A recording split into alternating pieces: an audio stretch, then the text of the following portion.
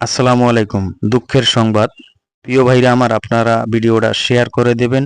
Israel এবং ইরানের যে যুদ্ধের যে বর্তমান যে পরিস্থিতি, সেই বিষয় নিয়ে আপনাদের সামনে কিছু তুলে ধরব।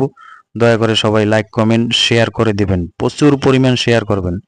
বর্তমানে যে অনেকে বলতে আছে যে ইসরায়েল এগিয়ে আছে যুদ্ধ করে, অনেকে বলতে আছে ইরান এগিয়ে আছে। প্রিয় ভাইরা আমার, বর্তমানে যে পরিস্থিতি, ইসরায়েল কিন্তু সামরিকভাবে কিছু এগিয়ে আছে। কারণ ইসরায়েল যদি যুদ্ধে জয় করতে চায়, কিন্তু অনেক দেশের সহযোগিতা লাগবে। তাই প্রিয় ভাইরা আমার, আমরা বাঙালিরা পারবো দোয়া করতে, তাছাড়া আমরা কিছুই করতে পারবো না। তো বর্তমানে যে পরিস্থিতি, খুবই খারাপ অবস্থা। জানি না কোন পর্যায়ে যাইতে পারে। তবে সবাই ভিডিওটা শেয়ার করবেন।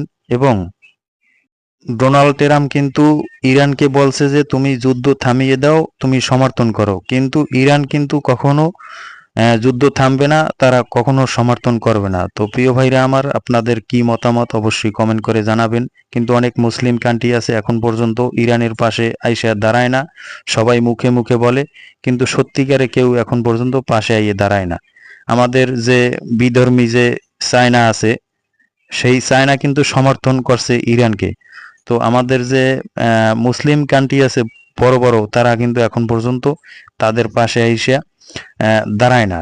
তো প্রিয় ভাইরা আমার, আমরা বাংলাদেশ থেকে পারবো ইরানের পাশে দোয়া করতে, তাছাড়া কিছুই করতে পারবো না। তো আপনারা সবাই বেশি বেশি দোয়া করবেন। আমরা মুসলমান, আমাদের ইসলামের জয় হবে ইনশাআল্লাহ। সবাই দোয়া করবেন, প্রচুর পরিমাণ দোয়া করবেন, যাতে করে, কারণ আমাদের চোখের পানি এবং দোয়ায় এছাড়া আমাদের কিছুই করার নাই। আল্লাহ আমাদেরকে যেন হেফাজত করে।